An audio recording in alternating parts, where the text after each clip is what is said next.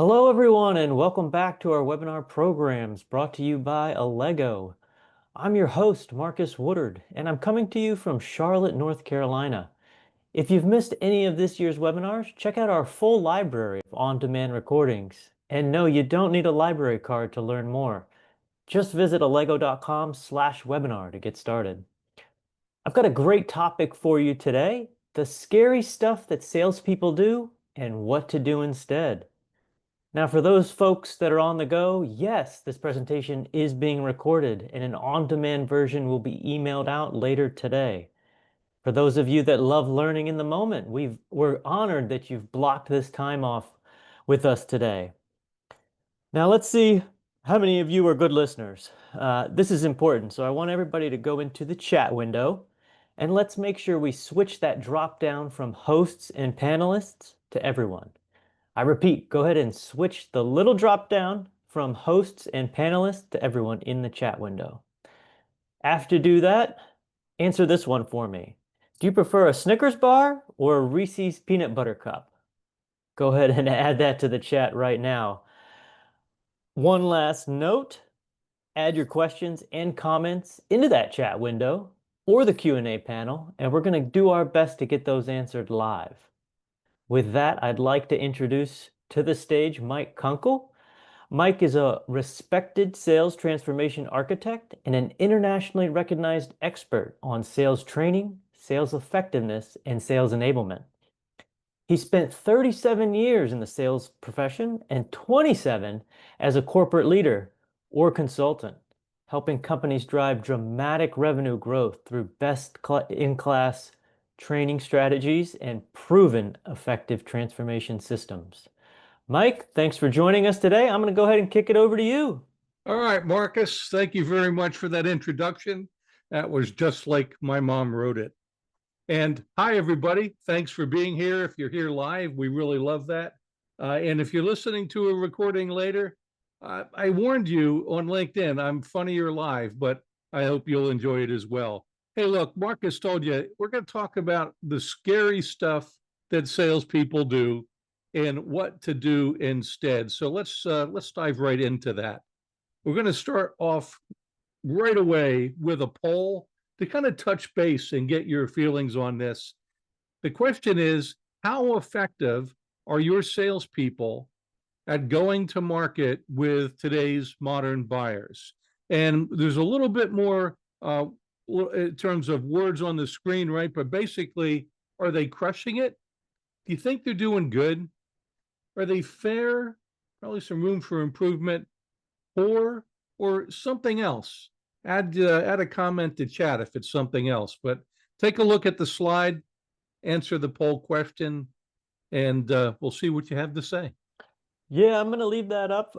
It should, if you've got more than one screen, it did pop up on one of those. So check around, check your surroundings, and let us know that poll question. Mike, just curious, are you a Snickers guy or a Reese's guy? You know, I said who could choose, right? But if you really twisted my arm and forced me, I'd have to go with Snickers. All right. Yeah, me too. All right. So we've got some good participation so far. Let's go ahead and keep adding those in. I'm going to give it another couple seconds here and go ahead and end this poll. I'm going to share the results on the screen here, Mike. Let me Yeah, let me that'd know if be you awesome, can't see man. them. Well, good. So we got 25% good. We have 63% fair, 13% poor, no crushing it. So, all right, well, tell you what, guys, we're at the right place here to talk about this exact stuff. So let's kind of do that. We will share, whoopsie, we will share the scary stuff salespeople do, what to do instead. And our little buddy on the left here is going to help us out with the scary stuff. Here are the top 7. I'm not going to read these to you. We're going to go into them one by one in depth, but I'm going to have a slide after these that show 7 more little monsters even. And so you'll walk away with 14 scary things that salespeople do. Then we're going to talk about what to do instead. Let's talk about the scary stuff first. First thing up, technique-driven selling over buyer-centric communication. Now, what's scary about that?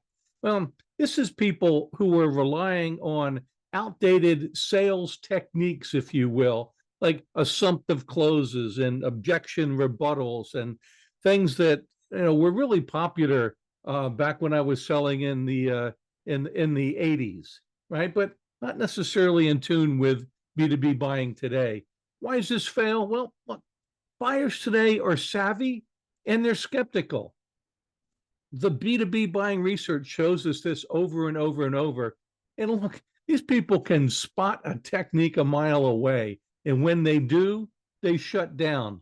I can vouch for that because most of my career, I've been in sales performance improvement. But when I was working in corporations running a sales training function, I was also a buyer. And the number of approaches that I've got where you could already smell the technique coming and knew what was coming next because I had been through a lot of those different training courses really was stunning. Look, these tactics are not just ineffective. For most buyers today, they're insulting. And I get how popular some of this stuff still is. But if one more person says to me, would you be opposed to, guys, we are not doing hostage life and death negotiating, right, in this business. Let's set that kind of stuff aside. Let's skip the techniques. Let's forget about the 6 ways to close the sale and start communicating like human beings.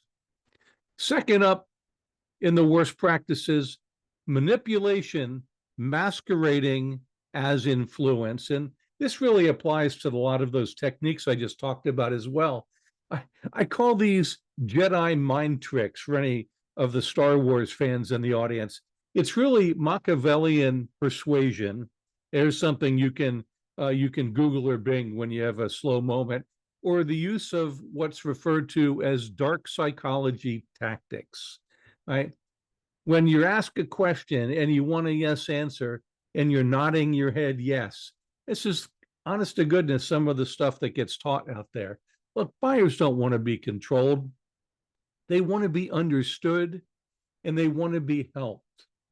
And I know that this is emotion, touchy-feely stuff that people are sometimes uncomfortable with in business, but feeling understood remains one of the most deep-seated human needs. That applies to personal stuff, that applies to business stuff. It is universal.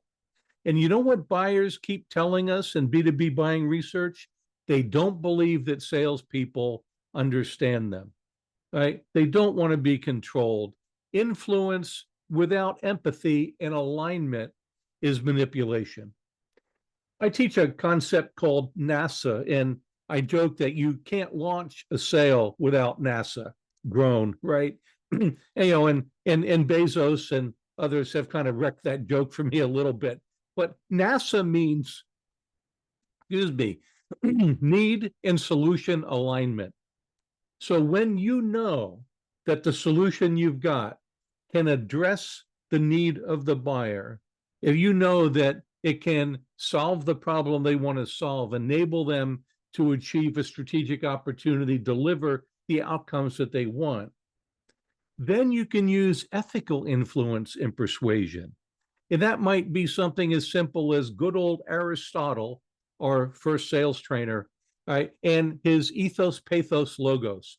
Establish credibility, make an emotional appeal, justify your plan with logic. And if you're doing that in a case where you know you have NASA, now you're trying to influence the buyer to do something that is in their best interest. Very different than trying to manipulate them to do something that you want them to do, right? Which is what some of these salespeople are still doing. I know, again, because they still do it with me. Here's another one that drives me crazy. Seller-centric messaging and LinkedIn especially pitch slapping. They're blasting out generic product-focused pitches that completely ignore buyer context. And I probably get 25 to 50 in-mails a week trying to sell me things that I have absolutely never purchased in my life in corporate America, that I've never had a budget for and couldn't get funding for if my life depended on it, because it's just not what I do. And I'm surprised how much this actually still happens. And I'm sorry, because I know a lot of us work in SaaS, but I really see it most prevalent in the SaaS market. So here's one that we need to be careful about. Now, why does this fail? Well, come on, it's spray and pray, right? It's cringy personalization that I see. I read your blog post on XYZ and I thought maybe you could use this. Well, there's not even a dot connection between that blog post I wrote and what they want to ask about. They're just thinking somehow that mentioning my post is personalization. Nothing to do with the problem that I might have that they solve, etc. Right? Cringy. Or again, it's the wrong ICP. I see this all the time.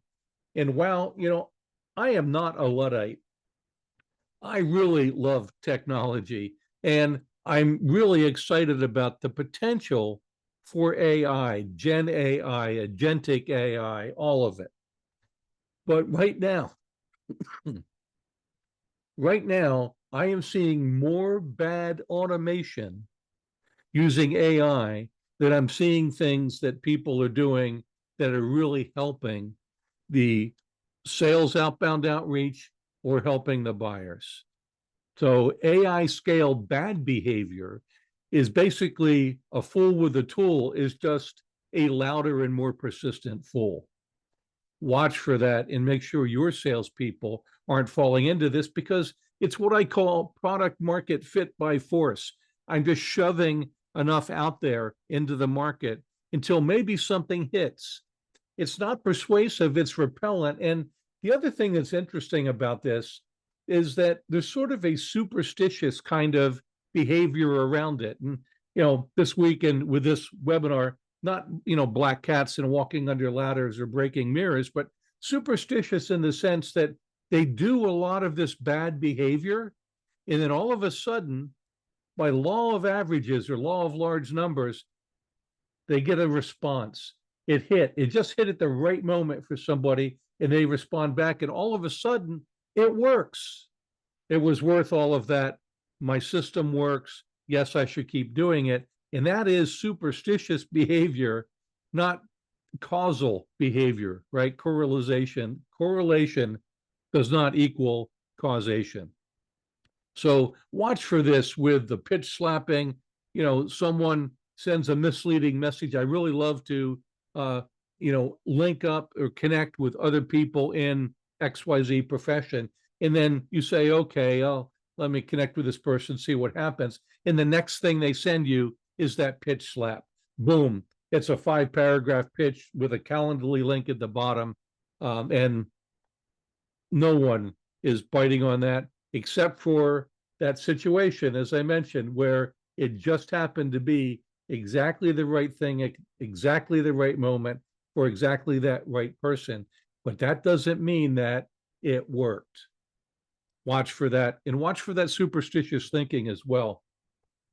Another thing I see a lot of is what I call Frankenstein methodologies, piecing together random tactics from books, blogs, boot camps, and other sales training companies. And by the way, I see a lot of behavior in the market that actually violates copyright law and puts your company at risk.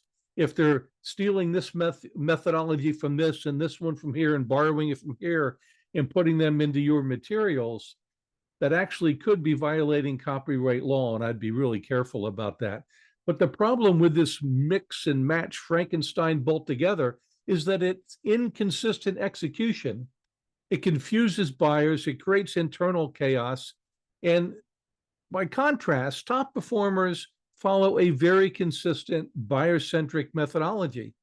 The rest are winging it. And look, if you look at the past 10 years of quota attainment statistics, it pretty much shows, right?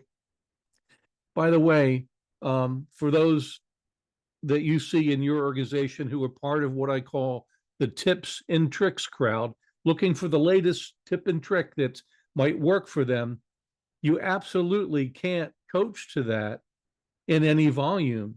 And when a sales rep from one place or one division moves to another division, right, they're actually getting completely different management and guidance inside your company. Watch for that. Give up on the Frankenstein put together of methodologies, the free for all, if you will, or the tips and tricks crowd, and invest in, whether you build it based on top performer analysis, whether you buy it, invest in a methodology that covers your entire customer life cycle, because Frankenstein methodologies just don't work well. Next up is an interesting one with ghosting. Right? It's ghosting prevention, they believe, that actually causes more ghosting. Right? It's the over following up, the pressure tactics, or guilt tripping buyers. It fails because these behaviors are often the very thing that they're trying to prevent. Buyers don't want to deal with those sorts of things. That's why study after study and all the Gartner results lately show that more and more buyers are actively trying to avoid salespeople. Look, we created this problem. Only we can get ourselves out of it. The antidote to ghosting is always going to be value, not volume. You can quote me on that one, and I wish you would. Next up is ignoring the buyer's decision journey in that geeky thing called exit criteria. If you haven't heard the term, by the way, it comes out of business process management, Six Sigma, even software development, where there's a process that you follow, and the exit criteria are what needs to be completed in one stage before you can move to the next, before you exit that stage. Well, in buying and selling, there's buying process exit criteria. That means whatever that buyer needs to see, hear, feel, understand, or believe in one stage to be comfortable moving forward to the next. And the worst practices are treating the sales process as it's completely linear and seller controlled and always in one direction with every buyer, whether they have different criteria or not, always in lockstep moving through. It's a fantasy land. Buyers don't follow your funnel. They follow their own path.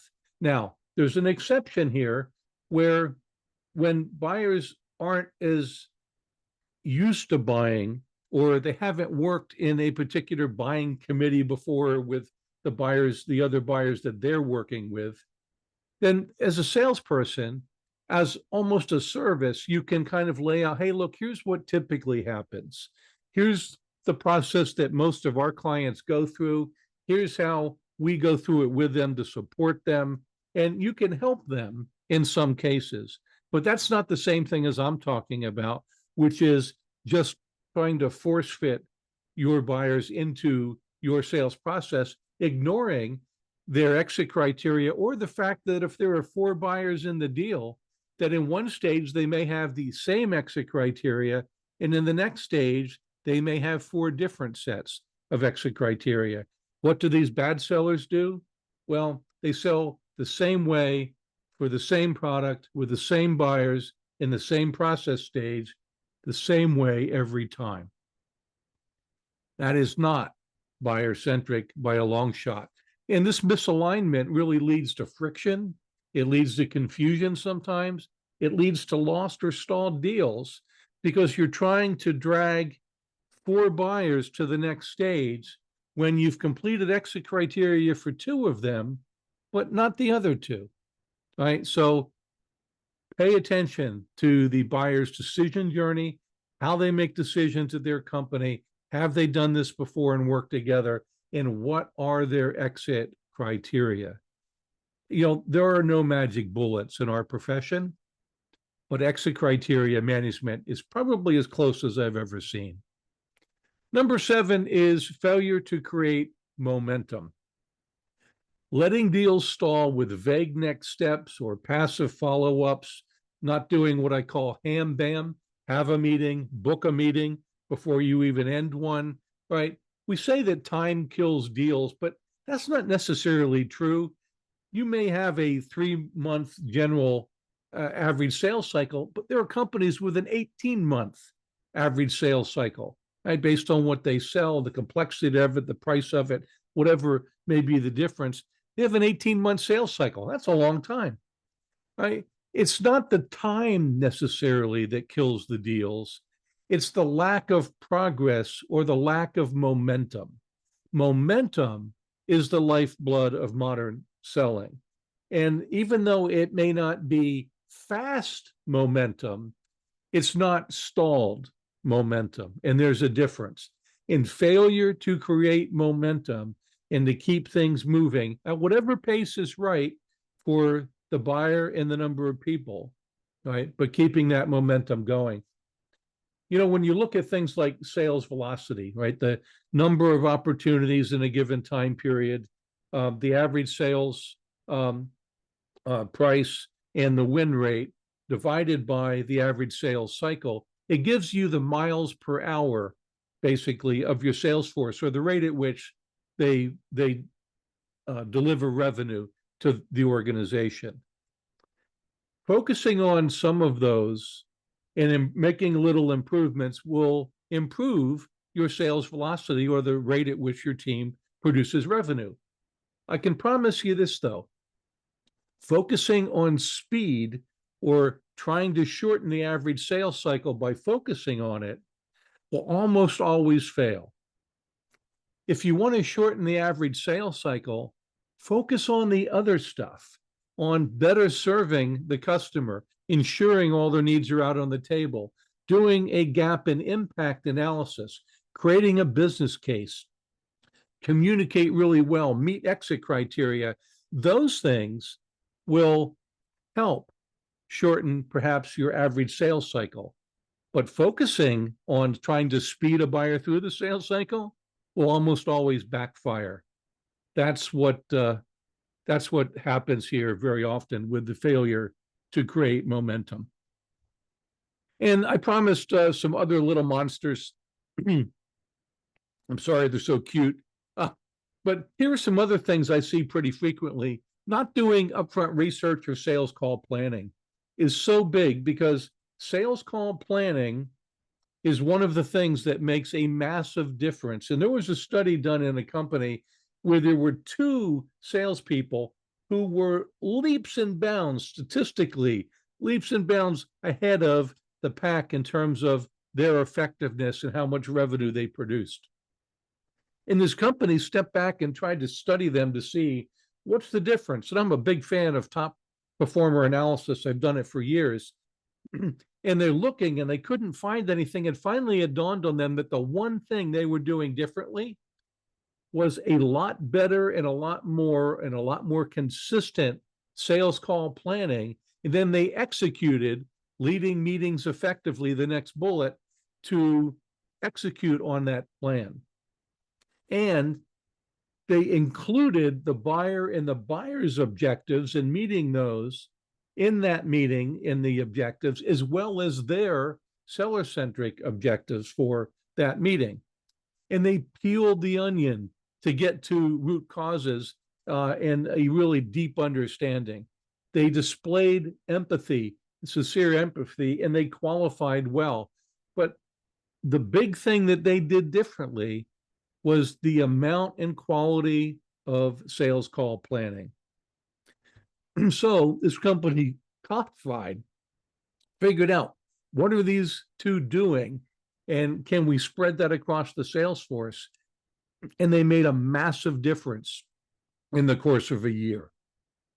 All right, sales call planning, all these other things as well. Not doing a situation assessment. That's my term for discovery done well, where you look at what's their current state, what are the challenges, the opportunities, and the impacts of not addressing those challenges or enabling those opportunities in the current state. In the desired future state, what are the outcomes they want, and what are the priorities of those outcomes? Well, when you compare those 2 and do a gap analysis, how do you bridge it? What would it take to get from point A to point B? Those are the needs. And I call that coin op. And it's challenges, opportunities, impacts, needs, outcomes, and priorities. Although you do kind of skip over the needs and do that at the end. When you have that, then you can also do an impact analysis. What are the risks and the cost and the impacts here in the current state? If you get to the rosy future state with the right outcomes, how will that be different? What will that mean for the company? And based on the cost of getting from point A to point B, you can even start to do a reasonable ROI. Excuse me, I'm sorry. A reasonable ROI analysis. Now, you do have to be careful with ROI. You want to engage your customers in that so the numbers are believable. But even if you don't go that far, you can help create a compelling business case. That's the importance of that situation assessment. And of course, we think we shouldn't have to say not telling the truth or a lack of integrity and trust.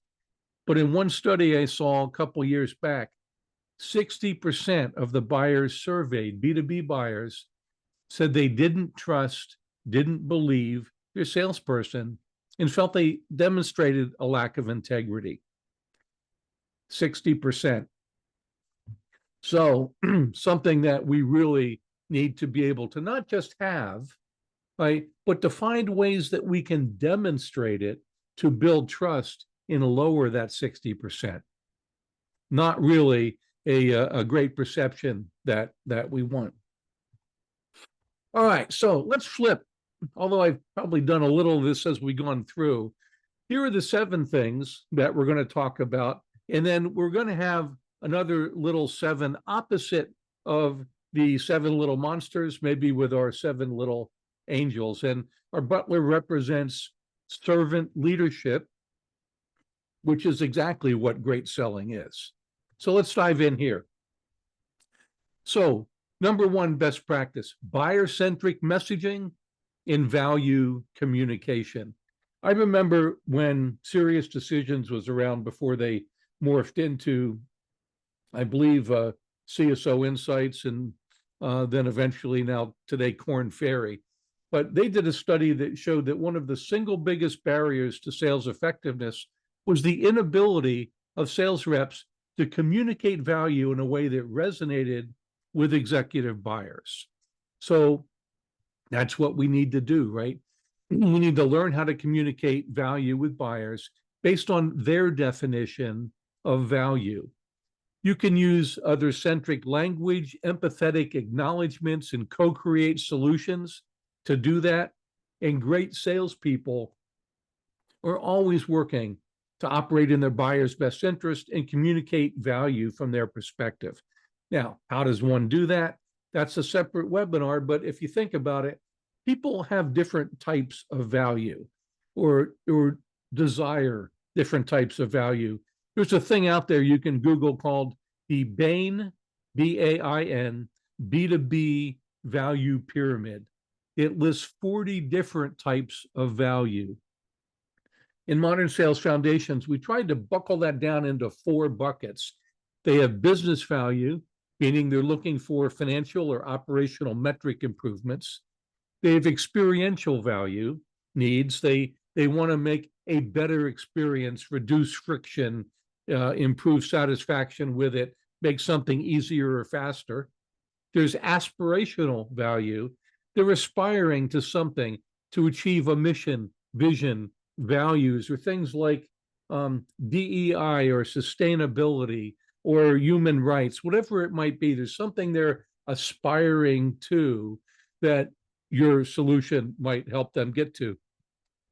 And for personal needs, I often talk about a mnemonic called PAM, Orders Power Bars. And basically that means purpose, autonomy, and mastery. There's PAM, order, power, and then bars, belonging, achievement, recognition, and safety. Safety, by the way, not Snickers, although, Snickers wouldn't hurt. So if you think about it and you think about your product and your solutions and think about, well, what if somebody had a business need how would I articulate about this solution to demonstrate that we could deliver that value? And then what if they had an experiential need, an aspirational need, or these personal values or these motivators from Pam Order's power bars? And if you think about it, you can train your salespeople to be multilingual sellers. And I don't mean Spanish, French, German, and Italian. I mean, can they talk about this product and maybe its features or one feature in different ways and frame it for the type of value that that buyer values? And if you can do that, it is a radical change in sales effectiveness. All right, a lot of time on that one. Let's pick up a little bit. Sales methodology mastery. Follow a consistent buyer-focused methodology like Modern Sales Foundations or any of the ones that are out there on the market, and apply frameworks like NASA. We talked about that, need and solution alignment, using structured opportunity management and align with the buyer's journey. And then there's some data out there. I think this was from Objective Management Group, that top performers are 588% more likely to follow their sales methodology effectively. Now, here's an interesting stat from CSO Insights. And I could find probably 5 or 6 different studies that replicate this, but I quote the one from CSO Insights. They showed that high levels of adoption of a formal sales process and sales methodology linked together delivered far better results for revenue plan attainment, individual rep quota attainment, and win rates. That's big, right? And when the adoption hit 70%, the attainment of those goals shot up a statistically significant amount. Easy for me to say, huh? So you've got that. And then when it hit 90%, there was another big leap. So I don't know how, like, this isn't stamped on the forehead of every CRO and sales or revenue enablement leader in the free world, but a formal process and methodology at high levels of adoption equals better results. The data's out there, 4 or 5 different studies. That's the one from CSO Insights.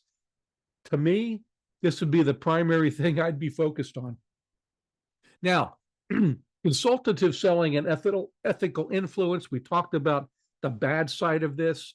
Look, diagnose first before you prescribe, just like a doctor. Use ethical persuasion only when it's aligned with the buyer's needs. If you know you have need in solution alignment, you know you're acting in the buyer's best interest, that's when it's okay to be influential to persuade.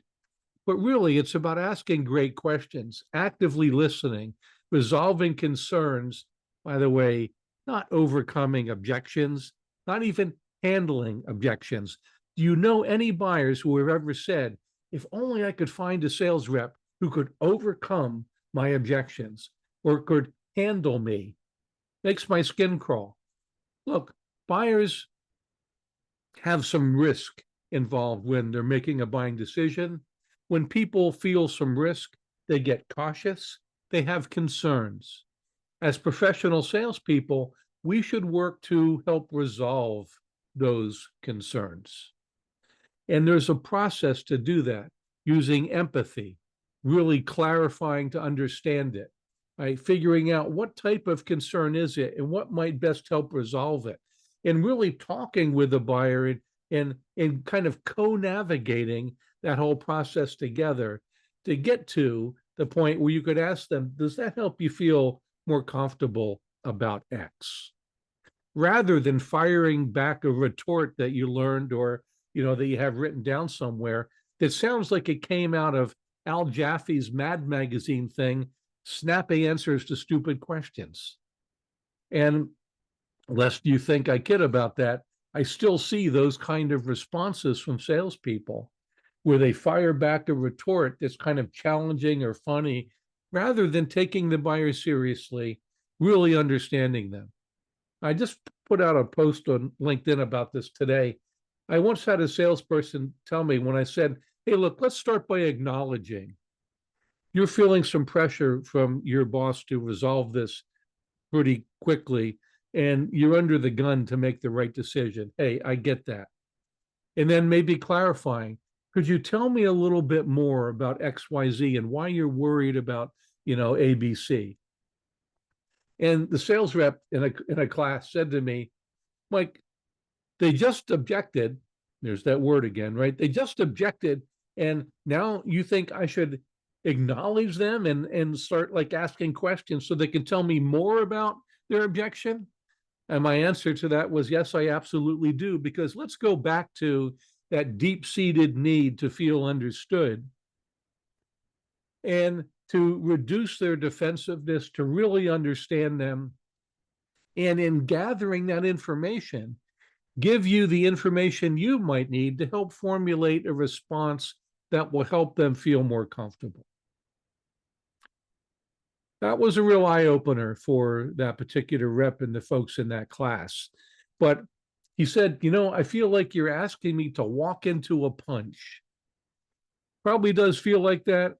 You probably need to take a big breath the first time, count to 10 inside your head and try to relax, but acknowledge, ask questions, treat it like a concern, see if there's a path you can walk to together to resolve it.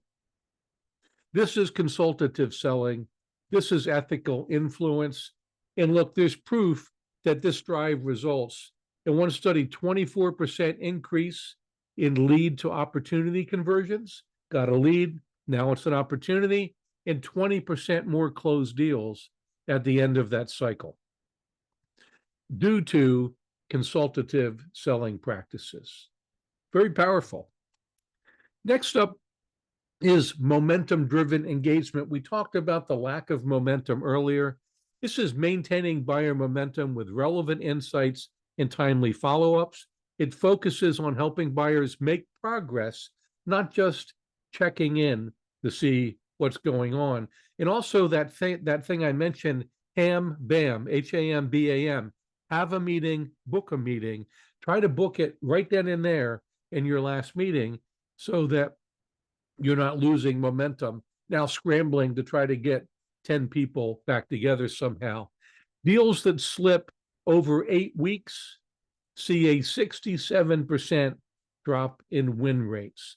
So again, we're not trying to apply pressure to go faster, but we are trying to maintain a reasonable momentum based on what's going on the buyer's side.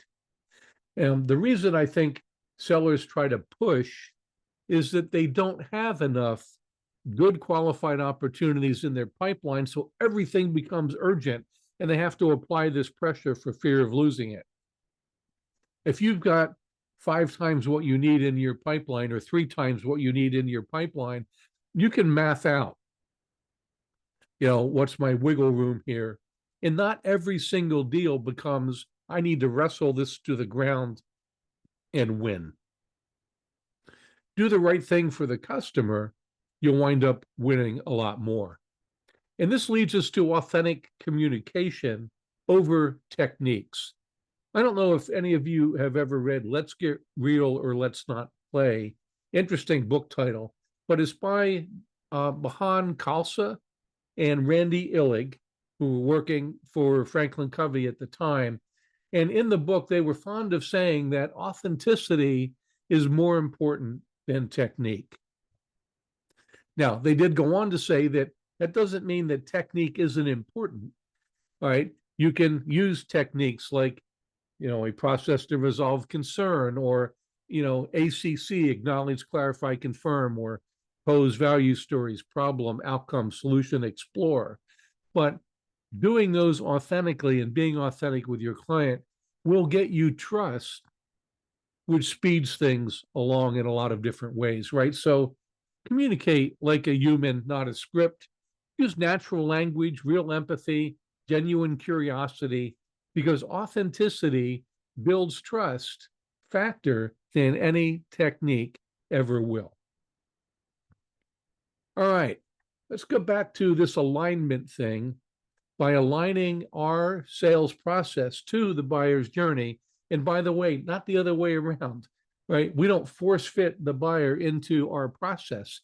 And if you think about it, if you've got 4 buyers and you've got their buyer's journey and your sales process, and you're trying to work through both of those, and you know the exit criteria, and you know that they're different for some of the buyers in stage 2, you could wind up with a couple of those buyers ready to move forward to stage 2, but 2 of those are still stuck in the previous stage. I may have said that wrong. Let's say they're in stage 2, 2 may be ready to move to stage 3. The other 2 are going to be stuck in stage 2. And what most salespeople do is just kind of try to pull everybody along together. And you can get to a point where all of them are in stage 4, and then something happens in the company. They have a bad quarter and budget freezes, or a key champion leaves the company and goes to the competition. By the way, follow him and try to sell him as well. But the point being, things are going to change, and that deal may move from stage 4 backwards to 3, or maybe even 2. And you may have another decision maker coming in that is going to replace your champion that may not be a champion yet. Maybe you can cultivate them, right? But the sales process, or the buyer's decision journey, more likely, is not always linear.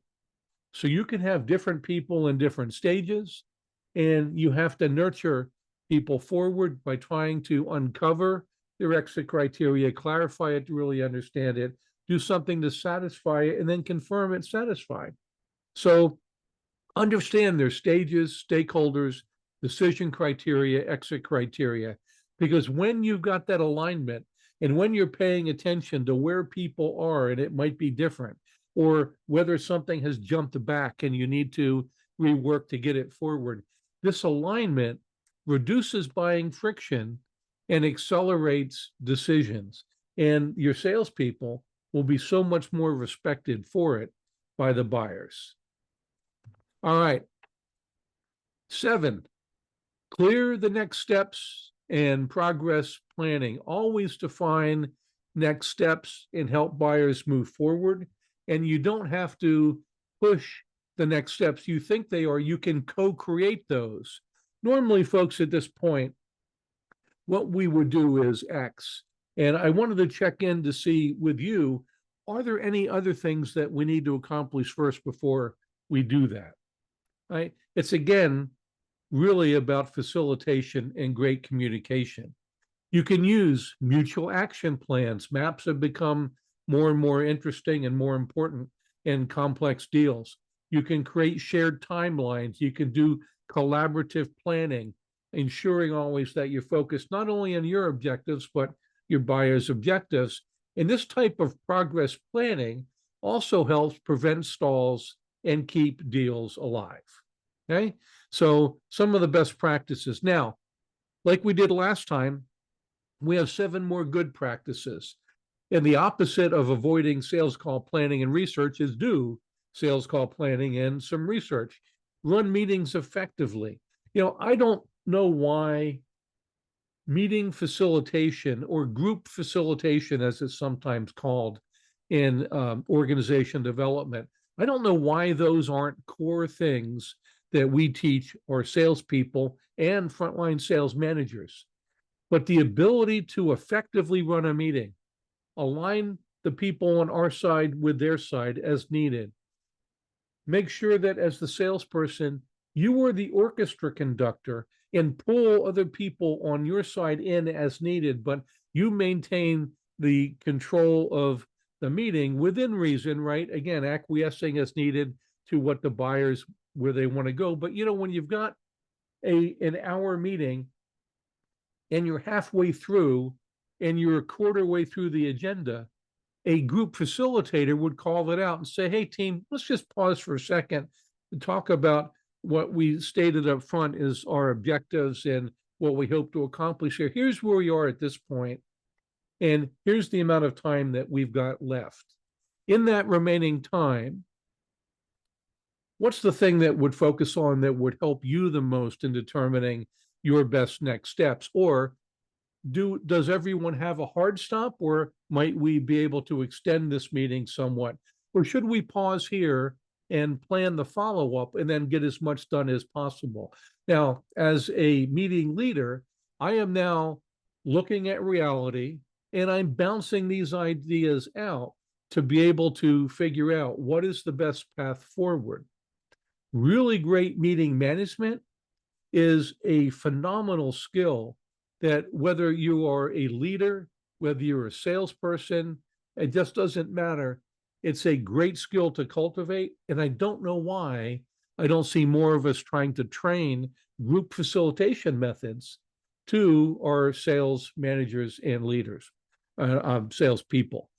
So again, peeling the onion, I can't tell you how much this matters. I very often see questions asked by a seller, a surface level answer from the buyer.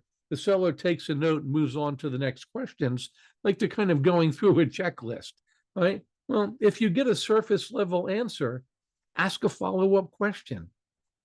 Or could you tell me more about that? Oh, what does XYZ mean exactly to you? Just so I know I'm getting it right.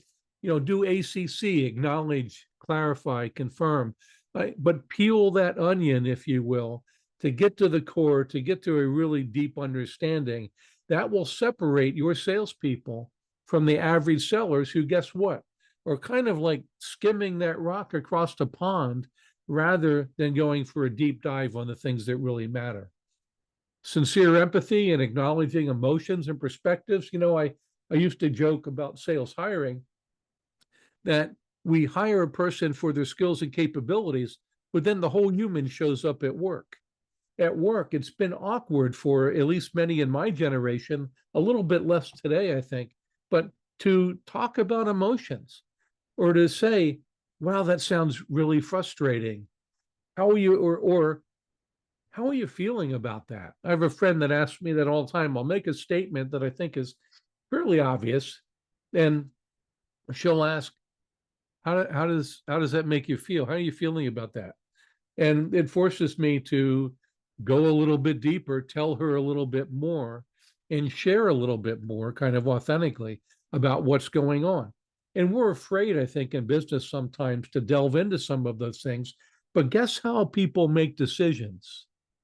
They make them emotionally, and then they justify them, usually with logic. Aristotle, thank you very much, our first sales trainer. So do those things. Qualify well.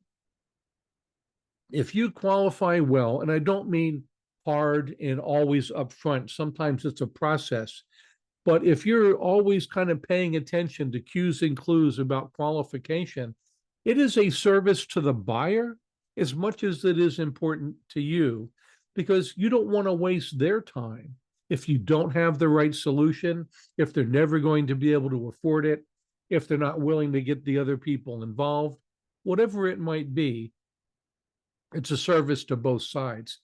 We talked earlier about using the situation assessment, current state, desired future state, also really important to create a compelling business case. And again, always tell the truth. So that is it, folks, for the 14 things that salespeople do that are scary and what they can do instead. And I would like your opinion at this point to hear if your salespeople actually followed the advice that we discussed here. How much more effective do you think that they would be? It would be huge. It'd be good. It'd be fair. And maybe none, or oops, if they did that stuff, Mike, I think they'd be worse. Weigh in and let us know. I'm really curious to hear what you think. Yeah, well, we're letting people pick their options there. We had one question about earlier. What was the name of the pyramid that you mentioned during the best practices session? Yeah, I'm gonna type it in, but I'm also gonna tell you, but I'm a horrible typist, so hang on. It is the Bain B2B value pyramid. And you can Google that. And Bain has an interactive site that allows you to dig into it and explore it. There was also some Harvard Business Review articles about it. I've always had a lot of respect for the granularity that they went into to try to determine what were the different types of value that people care about. Now, the downside of the Bain value pyramid, if I may be so bold, I guess, sorry, Bain, is that it's 40 elements. And now I want you to think about the average sales rep, and now you're giving them 40 elements that they have to try to figure out. So that's why we kind of condensed into business value, experiential, aspirational, and personal, and then the personal motivators with PAM orders, power bars. But I got to tell you, it's great work.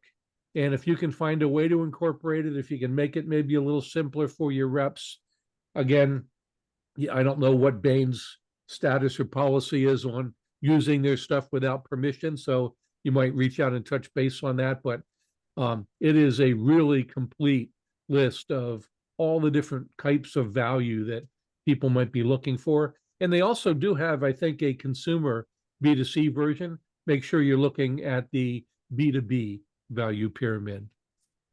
All right, well, this is good, right? We had 4% fair, 43% good, and 54% huge. So I'm glad that you think that the things that we talked about might provide some value for your team. You can certainly take advantage of these and use them. This is our summary here on the slide with our monster, a butler, and even an angel waving at you. And look, even Einstein thinks these are good ideas, right? So thank you, Einstein.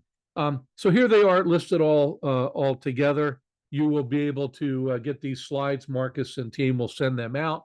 So before we close up today, are there any other questions? Ask them if you dare. Mhm. All right. So before we do that, I just added to the chat the resource room where the slides will live, as well as connect with the mic on LinkedIn. That link is available in the chat and within that digital room. Also, follow Straight Talk with Mike Kunkel on LinkedIn as well. So that link is in the chat and in the DSR. So as we're taking questions here, go ahead and get them into the chat or Q&A, and we're going to get those answered. So let's see, we've got one from, you talked about good sellers having a methodology. Do you have one you recommend? And also, what are your thoughts on using WIIFMs, the what's in it for me? What's in it Still. for me? Look, what's in it for me has been around forever, and I think it is other centric, right? Because it forces you to think about why would the other person care about this and position that way. So I like what's in it for me. We use a pose value story framework. What is a problem that other buyers like you have faced, and confirming that's relevant for them? What are the outcomes we've helped other buyers that face that problem get and solve? Would those outcomes be relevant? Again, a check-in. Here's the solution that did that. Really brief, not a pitch, not a presentation, a mention, and then asking simply, is that something that makes sense to explore further? Which is a lot more effective based on a ton of studies than trying to set an appointment. Ask the explore question first. They say yes, you've already got the appointment, right? All you've got to do is work out the details, right? So pose value stories can be very helpful in that regard. But I like what's in it for me. Look, I'm biased on the methodology. I have my own methodology. It is available through Modern Sales Foundation's website, modernsalesfoundations.com, which is powered by my employer, Sparks IQ, SPARXIQ. But if you go to the Modern Sales Foundation's website, there's a sales methodology, there's a negotiation methodology, which technically is part of sales methodology, but it's so different in skill base that we teach it separately. There's a coaching course, a course for first-time sales managers, how to build better relationships, content from an expert named Ed Wallace. So a lot of stuff out there. The stuff that I shared today all really comes from the Modern Sales Foundations methodology, which is something that I've built doing, what is it, 12 different top performer analyses over a period of 16 years.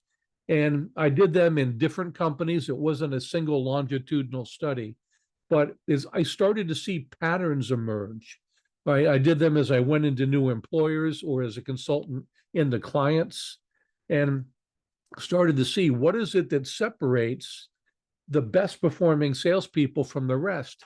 And what's fascinating about this to me is that some of those things haven't changed over the years as much as we keep talking about, oh, sales is so different. And yes, there absolutely are things that are different about it today, but the human brain actually evolves very slowly, right?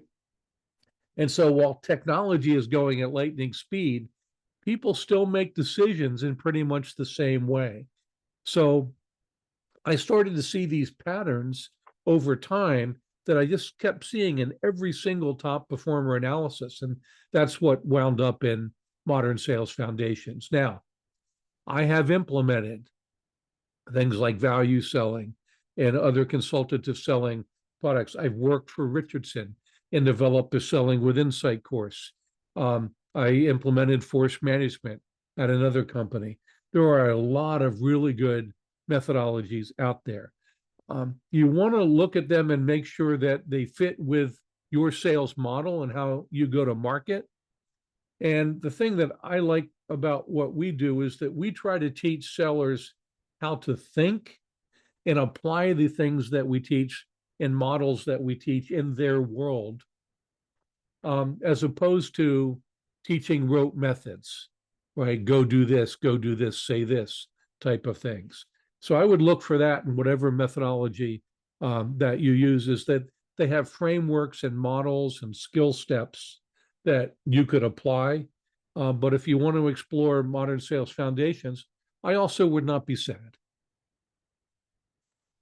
What else we have out there? That's a good chance to connect with Mike on LinkedIn there. So go ahead and do that. I had wrote down from Roberto earlier, from some of the comments that he had. It sounded like he was looking for maybe some advice or tips for how to kind of implement or change, get his sales managers to change their minds to just kind of come on board with value selling. Any tips or anything there? Yeah, it's when your CRO or whatever the title is of your senior sales leader or your frontline sales managers who are absolutely the performance lever for change don't buy in, it is really hard to get anything to change. So one of the things I've done, both as an employee and as an external consultant, is to at least convince them as much as I could with facts and figures and data and research, right? Depending upon how I saw they make decisions, but I'm a data guy, right? So, I find these studies and they show, hey, how much better it works when this happens, et cetera. So I start with that. And then the second thing I've often done is convince them to try a pilot if they're not ready to make a big commitment. And then pick a manager inside your company who is hungry, wants to learn, and will work with you. And work with them to really master the methodology that you want to test and to get them to understand, how do I coach to that? How do I determine the gaps between what my reps are doing and the best practice? How do I coach to close that, help change their behaviors, work with them to try to get the best possible results, and then come back 3 months later and say, we worked with Mike, and here's where his team was, and here's where his team is now. And we worked very closely to do that. If you talk to Mike, he'll tell you this stuff is working and we should be doing it everywhere. and then have Mike say, hey, this stuff is working and we should do it everywhere because he believes it, because he went through this journey together. And I have seen that work tremendously well where I couldn't get enough buy-in initially to go, whole hog. Now, also using the data and facts and figures and past experience, there have been times when I've been able to get the buy-in up front to go whole hog, but very often you've got to chip away at that and find a manager or a couple of managers where you can pilot it, knock the socks off, and then say, hey, shouldn't we really be doing this for everybody? And I have seen that work pretty well. That's great advice. All right, well, we've reached the top of the hour here. There is a two-question survey as soon as you're done. Please feel free to fill that out so we know what topics you want to hear from next. With that, we're also we've got the digital room coming out for you as soon as we're done here. We'll get the recording in your hands. The PDF version is within that digital room as soon as you leave here. And like I said, connect with Mike on LinkedIn. He's got a Straight Talk link in there as well. So, Mike, just really appreciate you having joining us today and having you on. Thanks, Marcus. Thanks to the whole team at Allego. Thank you for being here. If you're watching later, hope you've enjoyed it as well. Reach out and connect, as Marcus said, and try not to be too scared of your sales force this Halloween. Right.